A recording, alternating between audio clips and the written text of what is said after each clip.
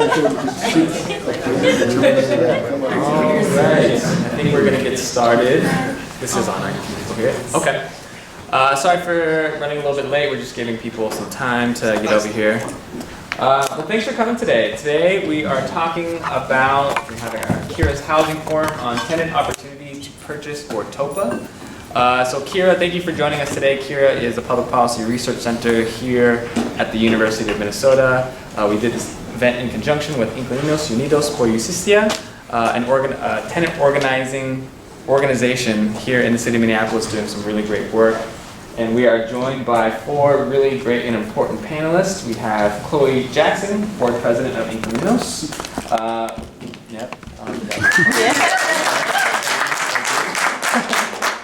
We have Councilmember Fletcher from the City of Minneapolis City Council. He's the best council member, especially over at Ward 11. But I guess we don't talk about that. We have Professor Michael Diamond, professor of law at Georgetown. And we also have Dominic Moulden, who's an organizer for 1DC. So today we're going to talk about Tenant Opportunity to Purchase Act, which was originated in DC, I think in 1980. Called there the Rental Housing Conversion and Sale Act of 1980. But you didn't really come here today to hear me talk about that. You came here to talk with these great folks about it.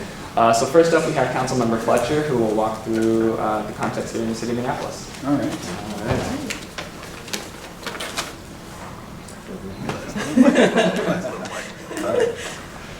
Well, thank you very much. So I just wanted to kind of tee up a little bit of local context, especially since we have some visitors from out of town, and just kind of talk about how we got to where we are in this particular housing market and kind of why we're thinking about this as a potential solution. So the first thing that we have to say in context in any discussion about land use and land value is that we're on stolen Dakota land. That's right. And so the first thing that happened, and that defines all of the things that followed, is that European settlers came here and imposed a set of land rules and land order. And a big part of that was segregation. That the way that the city was initially laid out was both to create order in terms of properties that you could buy and trade and sell, but also in terms of creating segregation. And there was kind of a theory about land use at that time that said that people of different backgrounds living together causes a certain kind of dysfunction, and so we need to avoid that, and all of our land use maps from that time sort of reflect that that was the approach that the city took. One other thing that we did that was very important as we were developing those land maps is we did have a substantial streetcar infrastructure system, and I just always like to mention this as a part of the way we organize our housing, which minimized the costs a little bit of being geographically separated from each other. It was a little bit easier to get from one neighborhood to another than it was. Our population peaked in 1950, and at that time we kind of started on a process of de-densifying. And there were a whole bunch of things that drove that process, but I think an important thing that started to happen is that we started to develop a different theory of how we thought about housing, which is that people living too close together causes dysfunction. And a lot of that was really personified by a couple of things. We used to have a whole lot of housing for workers. In SROs, a lot of what gets described as, a lot of the story we've told later on about how we had all these surface parking lots and so it wasn't really displacing anyone, is that the displacement happened many decades earlier and it became surface parking lots for a period of decades while it waited for something else to happen. And so there actually was a lot of very dense housing along the river here in the West Bank neighborhood and in what we now call the Mill District. And there was also a very dense, vibrant neighborhood in North Minneapolis. When I talked to elders from my Jewish community and they talk back to what it was like to live in Minneapolis at that time, they talk about this very dense neighborhood that was really scattered to the winds, at a certain point. And people trace that back to all kinds of different changes that happened in the city, but I think it's just worth noting that that was a story that we started to tell, that just like packing too many people into one place leads to a certain kind of dysfunction. And none of these ideas have totally gone away, right? They're not the dominant idea of the city anymore, but these ideas have a little bit of staying power, and we see them still creep into some of these conversations. We also destroyed the streetcars, and so the loss of a sense of ability to move between neighborhoods made it harder. It made it more impactful if you were stuck in one corner of the city. And it also made it so that local businesses couldn't survive as we lost density. And so you had to go to certain places to get access to food. We start to see food deserts. We start to see services and things that aren't available in some places as we lose density. And then urban renewal, we start to actually destroy affordable housing because we have this theory of density really being a source of dysfunction. And so we start tearing down apartment buildings and putting up single-family homes that we subsidized homeowners to come in and be able to move into on a theory that home ownership, that getting rid of situations where people were renting, where they were more transient, was a pathway to making a healthier city. And so that was the first round of destroying affordable housing. And that was where a lot of the SROs and a lot of other stuff got torn down. There's certainly neighborhoods that I represent in Dinkytown and Marcy Homes in Northeast where there's significant apartments that were torn down, and then you see sort of 1970 style ranch houses that got put up in their place. So there's a lot of sort of evidence of that period. And then the next round of that continued to happen. We ended up in sort of a period where we were stuck, where it became really hard to build much of anything in the 70s and 80s. And that was coupled with the federal government massively de-investing in public housing. So where they used to spend $32 billion a year, that's dropped to $7 billion a year by the 1980s. And so we're seeing a disinvestment in public housing. We're seeing it being really hard to build private housing. So there's not a lot of housing stock that got built in the 1990s, except in a couple of pockets around the city. And so things just start to get a little bit tight, but we're really focused on getting people into single family homes. So where did everybody go? Well, we saw white flight, and so that opened up a lot of housing, and we saw people move into that. Now, what happens as a result is that we have a lot of people living in rental housing that wasn't designed to be rental housing. We see a lot of sort of profit taking around buying these houses and not really maintaining them and renting them out, and the population gets dispersed further. So into the 2000s, our theory was, and we also in the 90s had the Holman Decree, which was a very important moment for us because we have a sort of theory that packing poverty into a particular area has a kind of injustice effect. And so we actually made a very conscious effort to tear down some additional affordable housing under court order partially in order to disperse affordable housing so that it wouldn't be concentrated in a few neighborhoods. Again, on the theory that if you pack poverty into the same place, that it's going to cause a certain amount of dysfunction, right? So you can see these different theories that we've had about how people should live together and how we can make these things work. And maybe we'll look back in 20 years and think that today's theory is just as crazy, but this is sort of how history has marched on. So in the 2000s, and this is really where I came into the housing fight, the fight was to get people access to finance capital to buy their single family home. I mean, that was really where we were focused. And the demand that housing activists were making at the time was on the banks to say, open up mortgages, because we saw massive discrimination in mortgage lending. And so there was a huge fight to put demands on Wells Fargo and US Bank and everybody to start lending to people of color, to start lending in neighborhoods across the city. And it was a hugely successful fight. We actually got tons of people into homeownership just in time for the banks to crash the entire market and erase all of the generational wealth that had been put into the down payments on those mortgages. And so it was a sort of massive disaster on a huge scale. A lot of people were voluntarily displaced. We also saw a lot of people who had lost so much value that they could have probably afforded to pay their mortgage, but they just sent their keys in. And so you see for the first time a significant uptick in middle-class renters, where people who are just saying, the housing market just looks crazy to me, I'm not going to do it, who probably could have. And so we start to see a demand now for more expensive rental housing than we've ever seen before.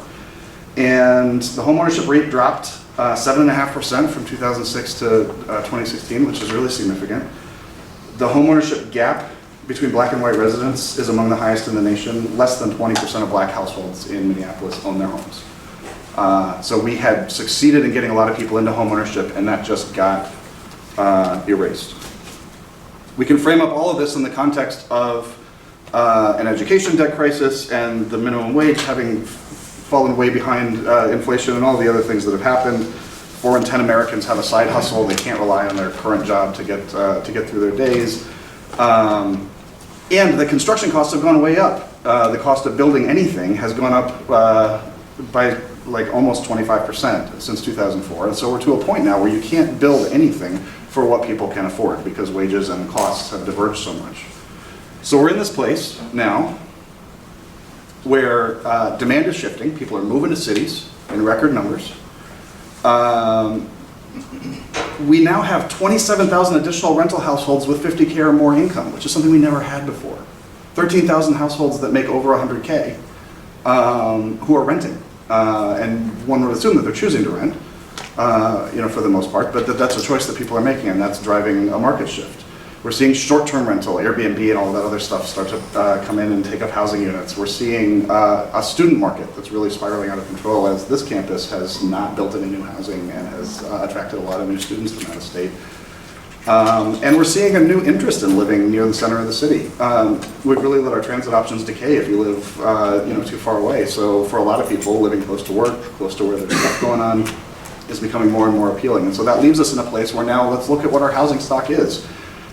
Most of our housing stock is single-family homes that are 80 to 130 years old. And so that is expensive to maintain. It's something where if we have a program for low-income folks to get into that housing, we are potentially setting them up for failure if we don't have a plan for how they're going to pay for maintenance costs and repair costs on aging housing stock. We have a lot of older apartments, many of them built in the 50s and 60s, that are fine if they're maintained properly and can be disastrous for tenants if not.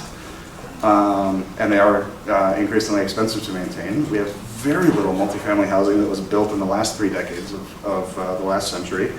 We've had a massive rental housing boom in the last 10 years that's been largely on the high end of market rate, although we have had some success in subsidizing some affordable units in some of that. And it's nearly impossible to get condos built here. This is one big difference between our market and DC. There's been a set of legal challenges. There's an ambulance chasing law firm in Bloomington that helps everybody enforce this weird warranty law that we have, and so nobody will finance condos in Minnesota for the most part, and so it's very hard to get ownership in multifamily.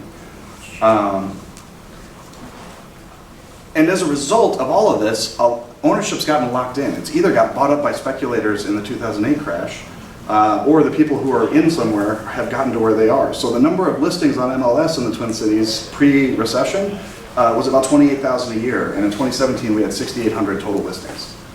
And so the availability is way down, so when people are competing for scarcity, prices go way up, and that's exactly what's been happening. And there are a lot of neighborhoods that are not affordable, even at 120% AMI. There is not a single neighborhood that is affordable for an African American household making the average median income for African American households. Not a single neighborhood in Minneapolis.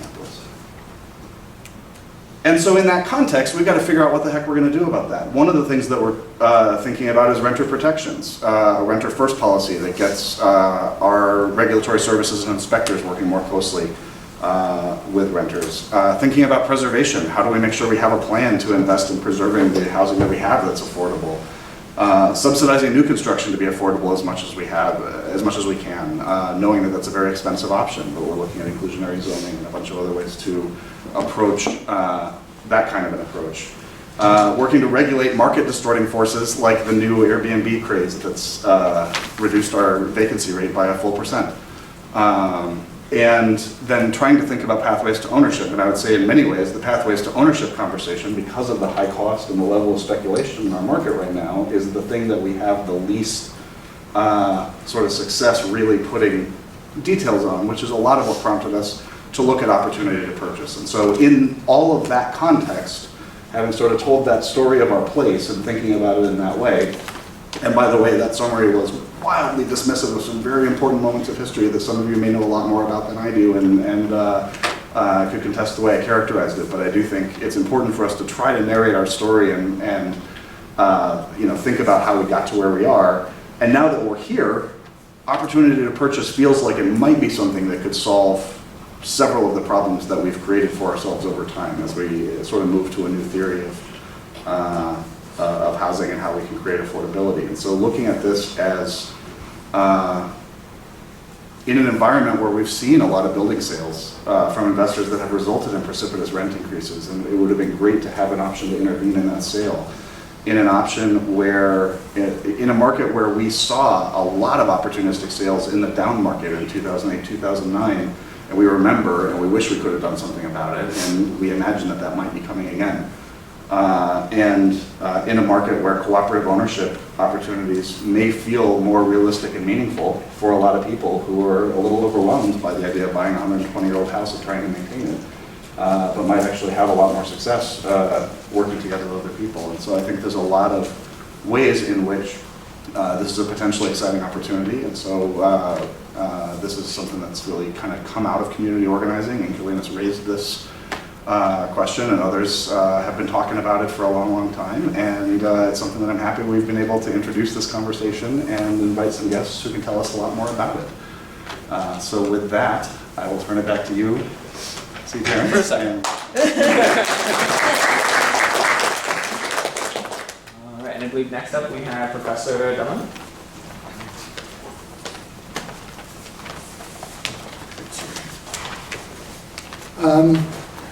Good afternoon. My name is Michael Diamond. I teach at the Georgetown Law School. And while I've been there, I ran a program called the Harrison Institute, which had a staff of attorneys and students working under the attorneys who helped low-income tenants in the district buy, renovate, and operate their buildings, multifamily buildings, as long-term affordable housing. This was pursuant to a law called the Tenant Opportunity Purchase Act, of which I was one of the drafters in 1980. And that drafting of the law came in part from an experience I had as a young lawyer in New York City, which is where I'm from. At that time, New York City was not what it is now. There were neighborhoods where buildings were just abandoned by landlords, by tenants. They were unlivable. I was working in one of those poor communities in New York, and one day, I was a legal services lawyer at the time. One day, a group of tenants from a particular building came in. And the building, they said, was in huge disrepair. No one had been around to collect their rent for months. There was no heat, there was no hot water. Upon investigation, it turns out the landlord had abandoned the building, walked away because it had no value. There was no speculation at that time and in that part of the city. And so something occurs to me, which is the only way the families who continue to live there could continue to live there, there was nowhere else they could go that was any better, was for them to take over the operations of the building. And so the tenants got organized, we started collecting the rents that would otherwise be due, we started buying the essentials, fuel, etc., paying the utility bills. We eventually got this up and running. We then got the city, New York, which did not have a Topa statute, to take the building through a tax foreclosure and then give it back to the tenants along with financing to do renovations in the building. And so what started out as a necessity, just the only solution to a problem that had vast consequences for people who lived there, the idea of tenant ownership started to develop in my mind. Some of the things that happened, there was the obvious one. Tenants could stay, the building was improved. Again, it was not a luxury building, it was a decent building. It was a building that had the rudimentary accoutrements for living, which was far superior to what had existed under the landlord and after the landlord's abandonment. But something else happened, which was really interesting, which was the residents had to work together. You had to get people to pay rent, their money. They were poor, they could have used the money for other things. Their money to the leaders of this group who were going to then buy things that benefited the whole building. So the idea of the the people in the building beginning to engage with each other in ways that were completely different from the ways they had engaged previously, if they engaged at all, was a really important step. In addition to that, other buildings started coming to them, and then to me, for, can we do this? Can you help us? Because there were so many buildings like that. Okay, so that's how this started for me. I was one of the few, at that time, young lawyers who were doing this kind of work. I moved to DC to start teaching in 1973 and started doing similar work then. And I set up the first program before this was before Georgetown that did this kind of work with staff attorneys supervising students going out and doing the work. I was then appointed to a commission in the district. The district was not what it is today then, but it didn't have the abandonment problem. Landlords held on to their properties, even if they were vacant, because of the expectation of speculation, which was happening in DC. So there was a commission appointed by the mayor, the Emergency Condominium and Cooperative Conversion Commission, because a lot of landlords were getting out of the rental business by converting their buildings to co-ops or condos. I was the staff counsel, I was the attorney for the staff, and we came up with a report after a lot of study suggesting restraints, constraints on the ability of landlords to convert, and the first germination of a statute that would give tenants the right to purchase if the owner of a building were to sell it, put it on the market. That then resulted in my being part of a team that drafted the current, or the forerunner of the current statute in DC. The statute in DC has been enormously valuable. It doesn't solve all the affordable housing problems. The country, not DC, the country is 8 million affordable housing units short. 8 million. And more affordable units leave the market every year than come into the market. And so there's going to be a growing shortage of affordable housing. So Topa, at best, is a kind of small-time stopgap preservation device to slow the disappearance of affordable housing. DC now is an enormously speculative city, gentrifying like crazy. Dominic will tell you it is the most gentrifying city in the country. And in areas which one would have thought a few years ago, well, like the community I worked in New York, one that didn't have a future as an economically viable community, is now being speculated and people are being forced out. The city's population has grown by 100,000 in the last 5-10 years. The housing stock has not grown by 100,000. What do you think that means? It means prices go up, people get pushed out, and DC is a very tenant-friendly city. And even there, the problems of speculation, the problems of gentrification, the problems of the absence of construction of affordable housing are massive. So I talked about the effects of Topa, of tenant ownership in New York City. In DC, the effects are similar. There have been the organization that I run at Georgetown, over the 20 some odd years that I've been at Georgetown, has produced more than 100 Topa tenant ownership transactions, thousands of units of housing, and hundreds of millions of dollars of financing, both public financing from the city and private financing from a variety of private sources. Almost all of that is tenant-owned cooperatives with long-term covenants on the property that run with the land, meaning that they can't be eliminated for 40 years, and the covenants preserve affordability at 60% of the area median income. Some of the buildings aren't tenant-owned.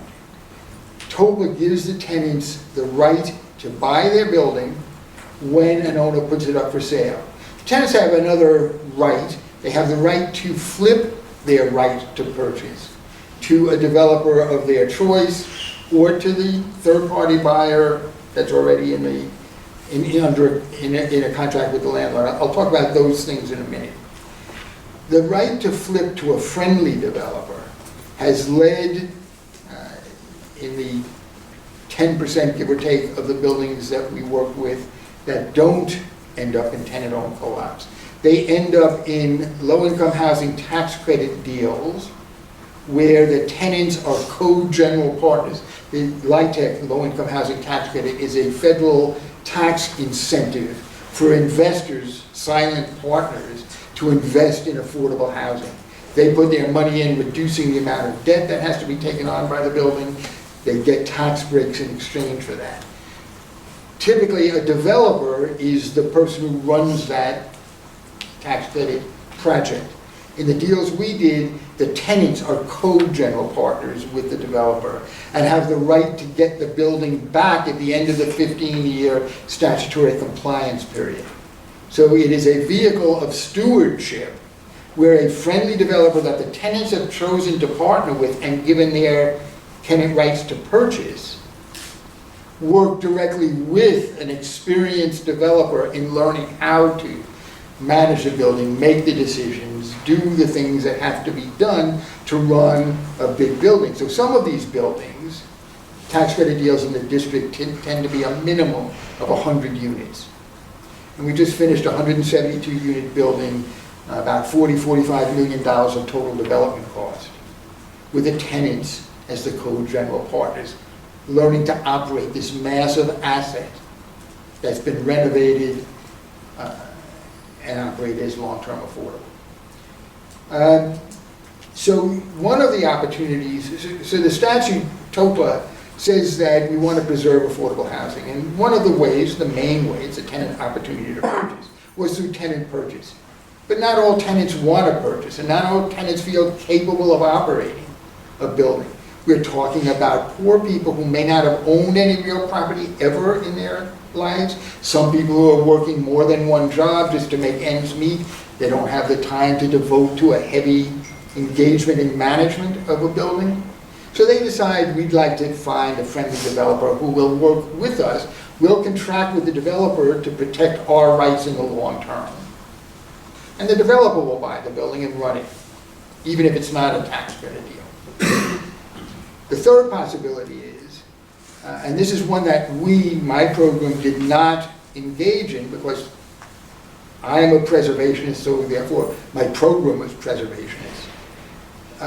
Some tenants were able to sell their rights to, some tenant associations were able to sell their rights to the existing landlord or his or her chosen buyer just for a payment in cash. Sometimes the payment in cash amounted to 2 or 3 times of the annual salary of the people who lived in the building. And so it was a wealth creation device, an ability to take some equity out of a building for people who are poor. I don't favor that, although it's not my decision. That's not for me to say. But once you sell an affordable building, it never comes back as an affordable building. It's lost to the market forever.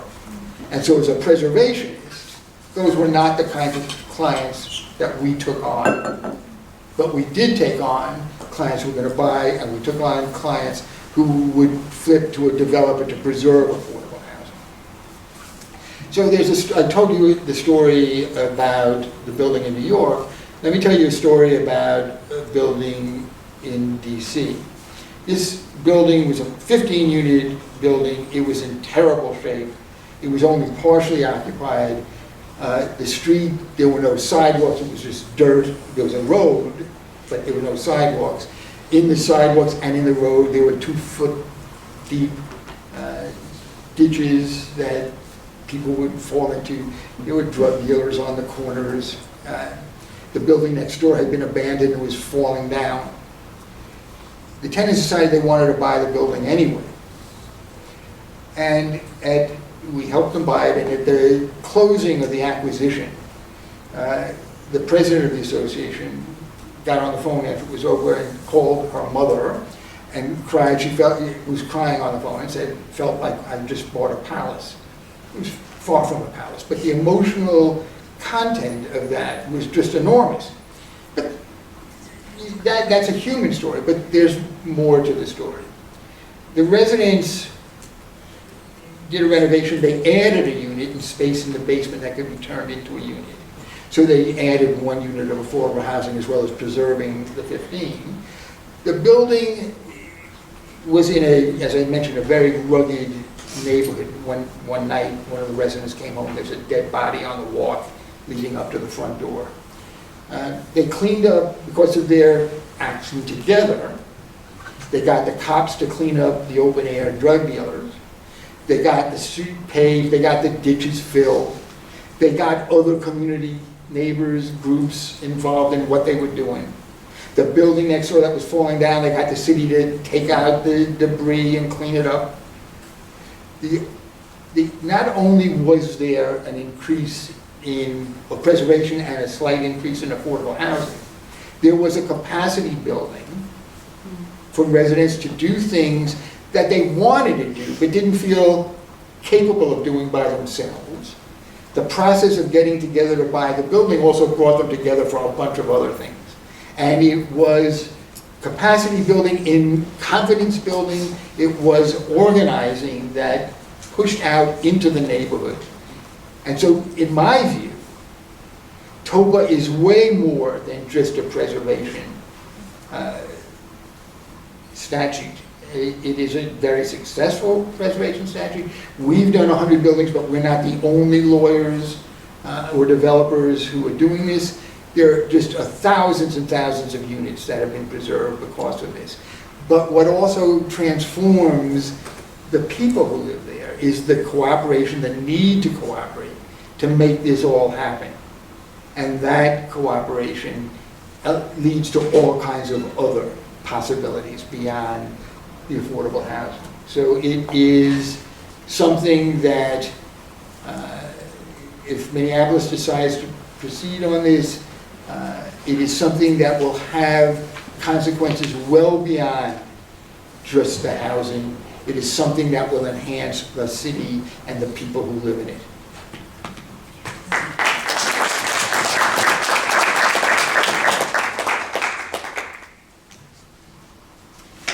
Dominic Moulden.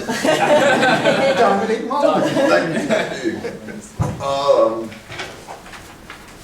I want to spend some time talking about what's central to the Topa statute and what makes the Topa statute valuable, and that is organizing. Like Michael said, Michael and I work together in DC, and he knows that we use the Tenant Opportunity, the Purchase Act, as a tool to build community and to organize people, because the strategy in DC is similar to what the strategy needs to be in Minneapolis and most US cities and counties, and that is an anti-displacement strategy.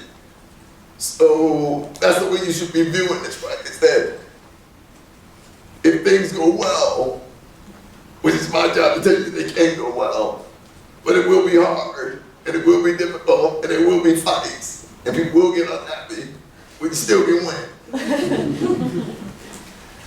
Is that when they go well, you can use this tool to build community and build the right to stay. And so here's what it's really like. So for us, it's people who might have heard of One DC calling us and saying, our owner is putting the building up for sale. And then we're telling them, after we listen and hear their story, you know, you can buy that building. And you know what they say, right? No way. It's impossible. I said, believe it or not, we're going to take you to some buildings and show you tenants who bought their buildings, right? so as the first stage, and it's like a political awakening, right? And it's almost a civic awakening because what they are going to learn in the formal meeting, once we knock on doors, so after that we knock on doors and get everybody in the room and say, this meeting is the first meeting of probably hundreds of meetings this year, the next 12 months. And so in that process, what we talk about is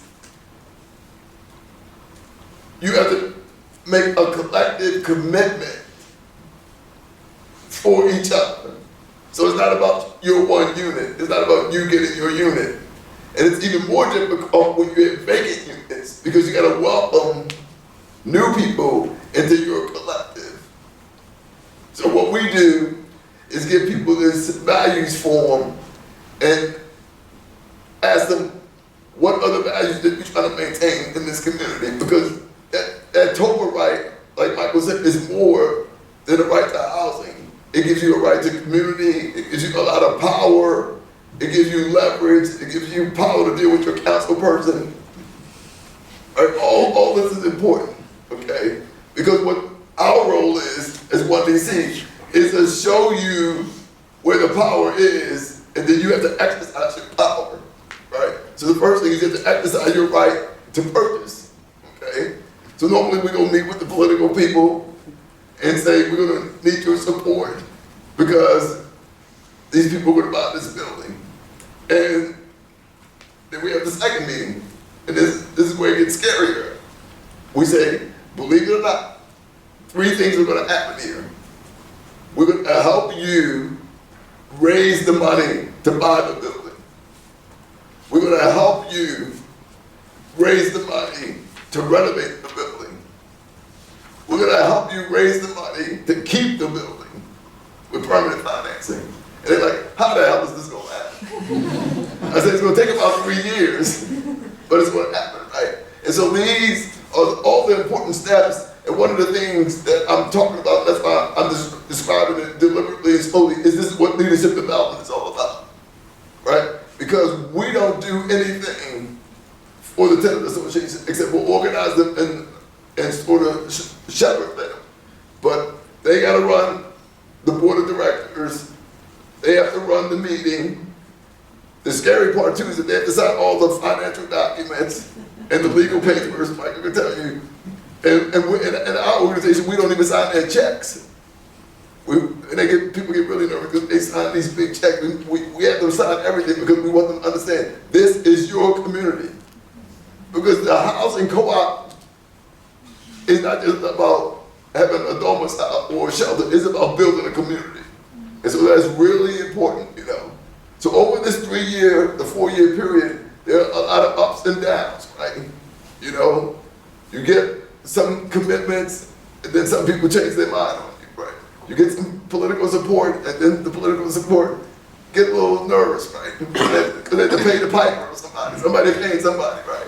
And so this is a whole process that we teach people about. And what's important is, I'm here today to help you understand and believe that this can really happen. And like Michael said, and it can happen with thousands of units. So imagine a little group like ours. Up until 3 years ago, our budget wasn't $500,000. But through our life cycle, in our first 7 years, we developed a building that was like $16 million. Another one was $7 million, and another one was $4 million. And one of the things that we do when it comes to the politics of economics, we remind the tenant leaders and the co-op leaders that it's your tax dollars, right? So the question is, since all this political education, is what are you going to allow them to do with your tax dollars? It's real important to understand that. So let me tell you a story about a city that I grew up in and my family still lives there. Because it's a great story so you can understand the impact of what I'm saying as we move forward with the Minneapolis exploration of a tenant right to purchase. So a lot of people around the world and around this country in Minneapolis know about the Freddie Gray uprising. that correct? So my mother and father grew up 2 blocks from where that took place. I grew up on the east side in public housing, you know, in East Baltimore, right near the water, right? So I actually was over there the day of the uprising, calling my mother, she's like, what are you doing over there? I'm hanging out in your neighborhood, that's what I'm doing, hanging out. And so we get that part of the picture right. And then you heard a little bit about, well, let's invest in Sandtown, that's the neighborhood, right? Do you realize that not only did the city not commit tax dollars to Sandtown, about a year later, the city committed $800 million to the company named Under Armour. Did you know that? Look it up, it's called Port Covington. So that's what we try to teach people is that in your city, and in DC, and in places around the country, your tax dollars are being used for other amenities while your basic needs sometimes are being ignored. And so the same thing happened in DC. 2 blocks from my office in Washington, DC, the city built a $800 million convention center, but the people wanted a community college there. They put $300 million into a soccer stadium. So when municipalities tell us that they don't have money, we should let us look at the budget. Let's study the budget a little better here, right? See where I'm going with this? I see y'all with me, right? Because what we're trying to get people to understand is that the reason why the legislation, the first right to purchase is so important is not only is it meeting a human need, but it actually building the community and building the capacity of the community, which we have a right to, right? Because if we don't want to be removed and we have a clear anti-displacement strategy, this is one of the tools to really enforce your right to stay. Yeah. That's really important for people to understand, right? And so here we are, 4 years later, true story, at 13th and Crittenden. Inquilinos has a picture of the building. It's called the Duncan Co-op. They were all senior citizens. And what was interesting about this tenant purchase is that because the senior citizens were on fixed income, the new people in the co-op had to vote not to inflate their co-op fees because they were on a fixed income. How different it is. That's what equity is about, right? So we went like an 8-month period trying to figure out where that subsidy would come from, because even though a good thing was happening with Topa, a bad thing could happen where they said, oh no, we need to raise the carrying charges because it's not called rent for your owners, okay? It's called carrying charges of the senior citizens. So these are unexpected things that will happen in the whole development process that you will learn about, right? So that was a really good thing for them to do. So now they live in a wonderful 24-unit limited equity co-op that's perfectly affordable for the next 50 years. They have a parking lot, front yard, in a beautiful part of DC. So this is gonna happen in Minneapolis. We know you have a way to go, right? It's okay to clap. But you have to believe, right? You have to believe in and walk the steps to get there, right? And when people tell you that you're being naive or you're not being realistic, challenge them, right? When they say the money's not there, challenge them on that, right? Because you want to make sure that everybody in this community is being a good steward of the resources for your community, and housing should be a basic resource that all of us should have. Especially if we want an equitable, right, and a racial and economically just community in Minneapolis. Thank you.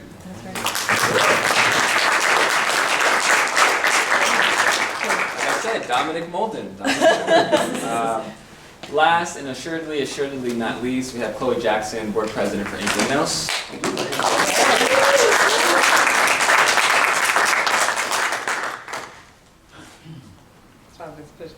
All right, can y'all hear me? No? Okay. I don't want to. I'm just gonna talk. So good evening, everyone. Thank you all for listening and for being present here. My name is Chloe Jackson, as CJ said, I am the board chair of Inquilinos Unidos, also known as Renters United for Justice. I am also a housing organizer with the Central Neighborhood Association. I'm a renter, a mother, and an aunt. I moved here in November of 2012 from Chicago, hometown, Chi-town raised up. But I moved here because I wanted to show my son and my nephew a better life. You know, show them that there's better living and stuff. And so I got here, found a job, started working at the Mall of America, had a lot of different corporate jobs, and then I quit there and started organizing in my own apartment building with my neighbors. And so it's been a struggle, and some of the things that, like, I've been a renter for over 10 years, and the things that I've experienced within these last 2 years, I have never ever experienced none of this in my whole life. I've went on a rent strike. I have an eviction now, currently, but those evictions are on pause for right now, so thanks to the help of Inquilinos for that. And we've paid our water bill that was over $14,000. Ooh, we've did a lot, me and my neighbors. And so, excuse me, I'm a little nervous, y'all. And so that's how we started, or that's how I started organizing and stuff, because I realized that all of these problems that I had going on in my apartment were some of the same issues, if not more issues, than my neighbors were having. So most of my neighbors are all Spanish-speaking families, and some people who are from Africa. I just don't know exactly where, so I don't want to say nothing big, like, okay. But it's only like 3 of us that speak English, and so it's hard trying to communicate with each other, but we've learned to communicate with each other, and we've grown into this nice, warm family, and we have actually started our own tenant-run cooperative.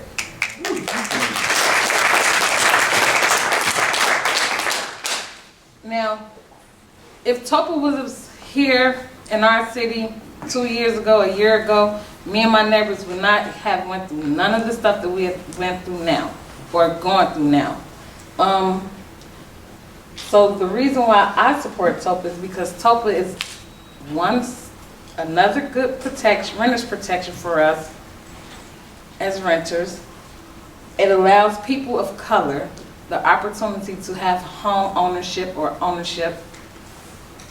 And it gives us like a sense of pride and stuff like that too. So, and it stops the displacement of many families as well. Oh shoot. Okay. So Topa would be, like I said, okay, it will stop the displacement of many families and the opportunity for home ownership, because many people of color here in Minneapolis do not have home ownership. We don't have we're not able to get home ownership at the same rate as people that's Caucasian. And so Topa will be a great step to start the renter protections, and also for our bigger goal, which is rent control. And so I know you all been here for a little while, but I want to open this up to you all asking us questions and engage with you all. So does anyone have any questions? Well, thank you. First, give a hand clap.